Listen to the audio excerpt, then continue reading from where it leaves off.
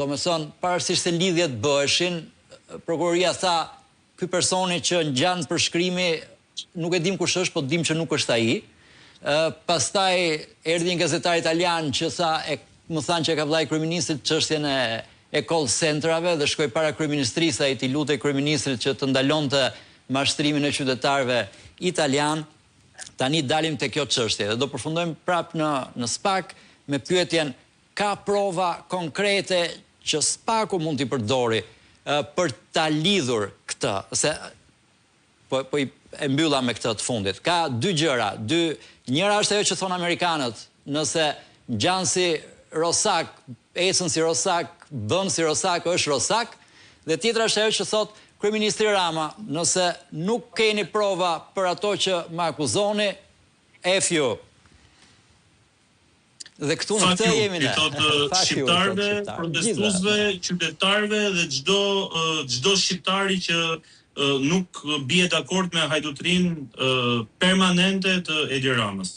Shiko, zoti Parrusa, unë falenderoj për mundësinë që më dhe që sot ta sqarojmë shikuesin edhe qytetarin që na ndjek për këtë aferë tre, por për gjithë aferat në tërësi. Ky në fakt është shteti që ka ngritur Edi Rama. Është një shtet që sigurisht bëri të mundur që të iknin në 10 vitet e fundit 1.1 milion shqiptar nga Shqipëria, kryesisht mosha nga 18 deri në 29 vjeç, fasha më vitale e popullatës shqiptare, dhe që në këtë vend të rikthehen vllai i kryeministrit së bashku me shoqërinë e tij. Kanë bërë buj para 2 apo 3 javësh rikthimi dhe një herë i deklaratave të Edi Ramës kur garoi për herë të parë për kryetar bashkie.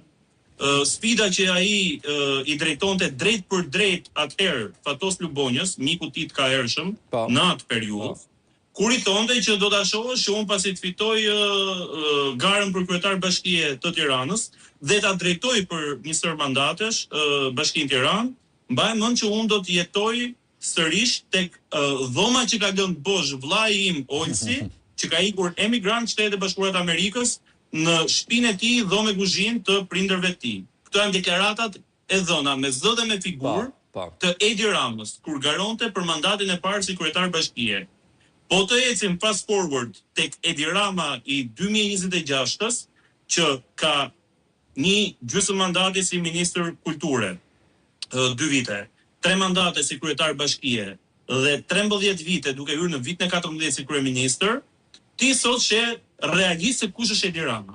Sheh një Edi Ram që jeton në sarajet më të shtrenjta në zonën e Surrelit, në një shtëpi që ka kushtruar miliona euro vetëm themelet e tij, betoni, ndërtimi dhe të gjithë punimet e brendshme në atë vilë.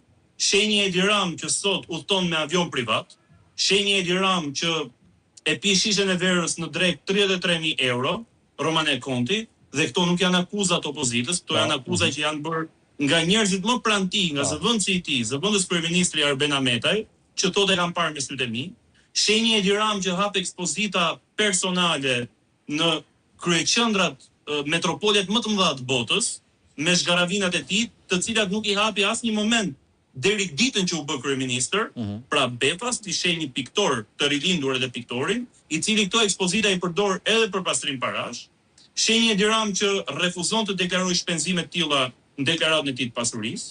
Sheh një Edi Ram që mbron me fanatizëm të gjithë klientelën e tij, që ka të vllajën përfshirë në dosjen e Zibrakës që e bënte të qartë për shkrimin oficeri agenti që ndiqte trafikantët e laboratorit Zibrakës, jetonte është një person rreth 45 vjeç, i gjatë, qeros, me syze. Çfarë them unë, i fillon emri me O dhe mbi emri me R dhe askush nuk e gjen dot këspaku se kush është ky individi, domethënë. Dhe së fundi sheh një Edi Ram që është e faktuar tashmë përmes këtij denoncimi që familja e tij, vllai i tij kontrollon në mënyrë të drejtë për drejtë industrinë e Bixhozit dhe të call centerave në Republikën e Shqipërisë. Nuk po të hyj këtu ke Albanian Files, nuk po të hyj këtu ke projektet e tmerrshme dhe mënyra se si tregohet fakti që ai merr personalisht arkitektët më të zënë botë, i fton për të bërë projektet e tij zhvillimore, resorte turistike, pulla.